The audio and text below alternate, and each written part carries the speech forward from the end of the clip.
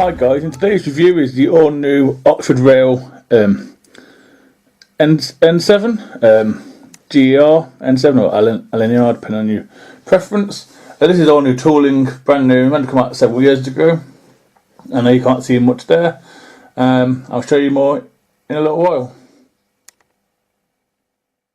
Here is some model information. Oxford Rail make a double O gauge one that was released in 2019. Langley models sell a white metal kit of a N7 for N gauge. Finley & Smiths produced a 3mm scale kit of the N7/3. SE Fine Scale sell a 4mm kit of the N7. Dean Sardins produce a 4mm scale kit of a resin body of the N7. A 2mm version is due to be released in 2009.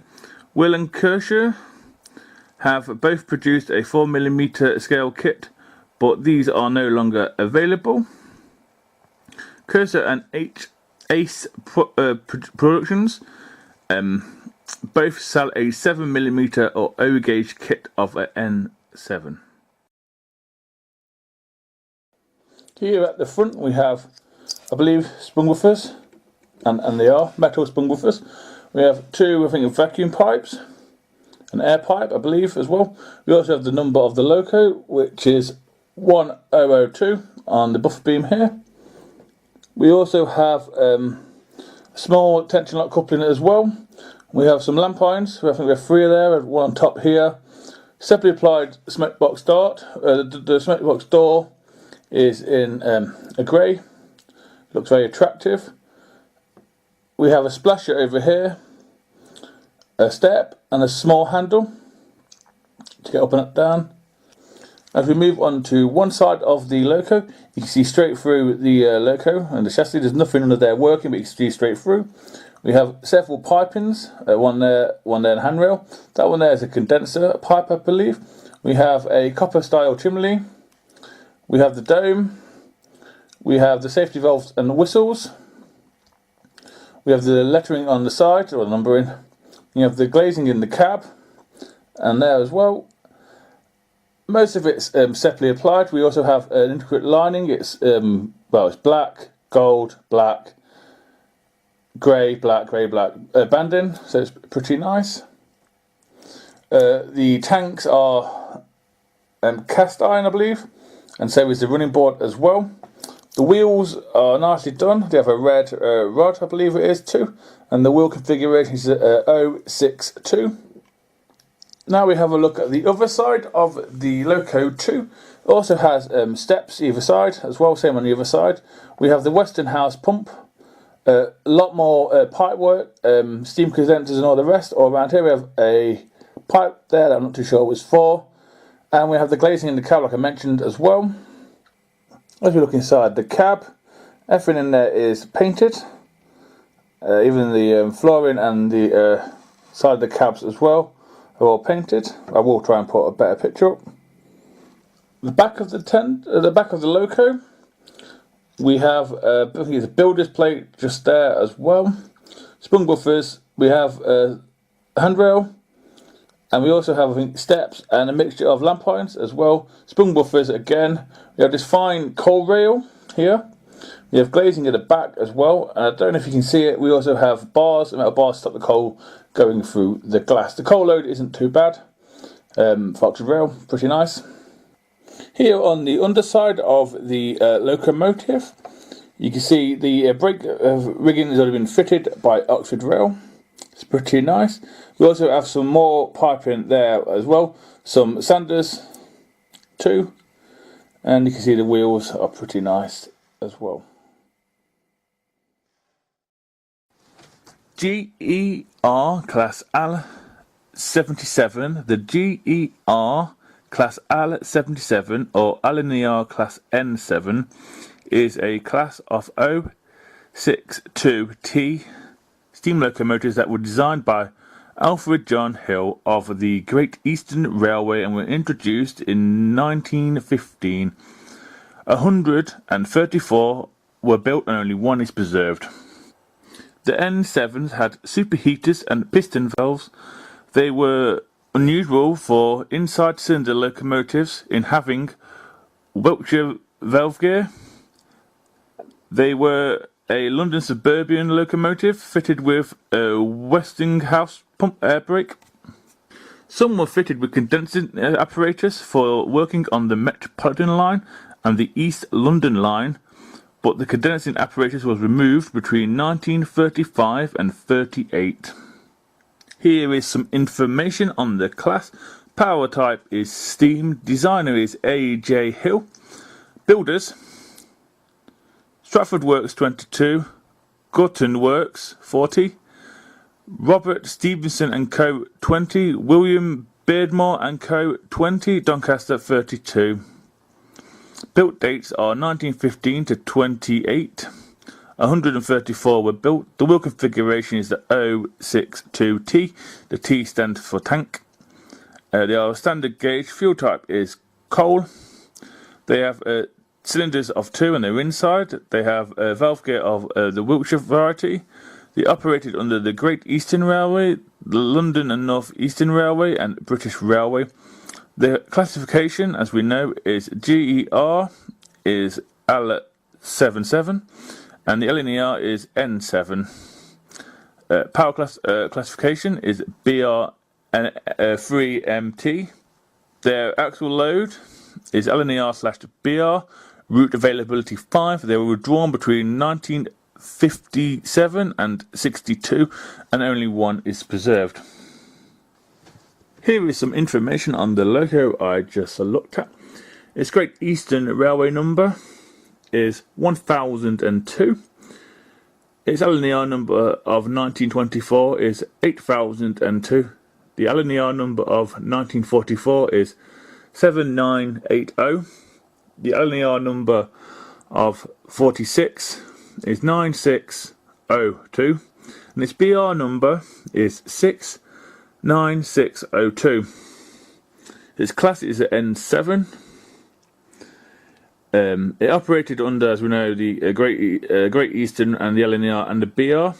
Its rebuild history is from the 7th 1921 it was an N7, and then from the 6th 1949 it was an N7/4.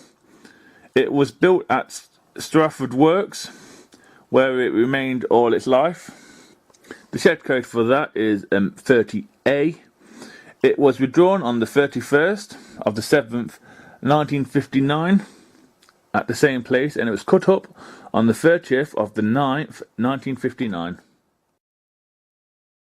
So yeah guys, that's it on the track. Next up will be the usual second radius test and the points test. So here goes with that.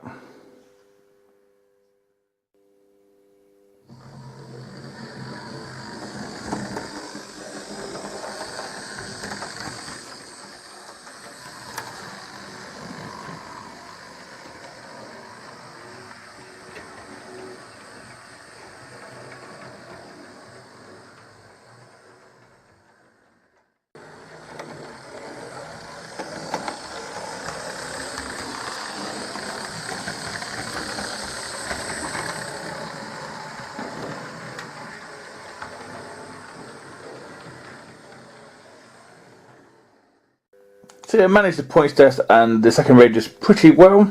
Remember, this is a DC loco. So now some slow speed and a running friend, I believe. It's not bad for the DC, is it?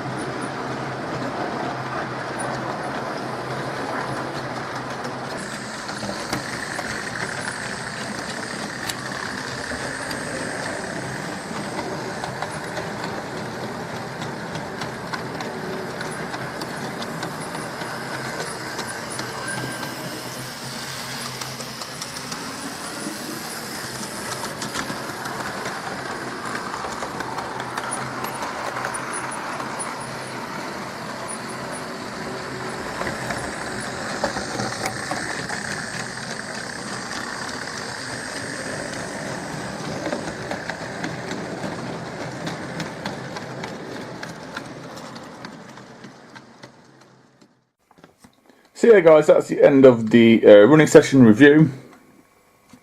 I'll show you what's on the track unless you've already seen it. So obviously the N7 in Wartime Grey, which I forgot to mention that. It's in Wartime Grey. Has a mixture of vans and a 3-plank wagon there, just a random mixture. Food, beer, new beer ones. And its running partner was the Sterling Single by Rapid, and I will explain why in a minute. Then over here we had the N2, Grizzly's N2, Hornby, and then we had the Hornby J50 as well. The yard does look a bit bare, but yeah, it's New Year, so we'll allow that. The reason I ran this is because this one here, the Sterling Single, is, to me, and this is just my opinion, I must stress that, is the holy grail of a 00 ready-to-run locomotive. It's cost me just under £200, and it's a holy grail. It does everything you need for DC, and it's wonderful. Firebox lights up, everything. It's stunning, no issues whatsoever. So that's the holy grail. And then this, which is essentially, I say it's a premium loco, and yet you expect to pay what, £130, maybe a little bit more depending on the company. £80. I know I probably haven't done it justice in my review, but everything's painted. It's highly detailed. It weighs a ton. It does what it has to do. No issues. So this is the holy grail, which really should be for small locos. If you want one, I'd get one. If you don't, you don't. Hopefully Oxford Rail would make some more modern traction. Would be great for the people who do modern stuff. That would be great.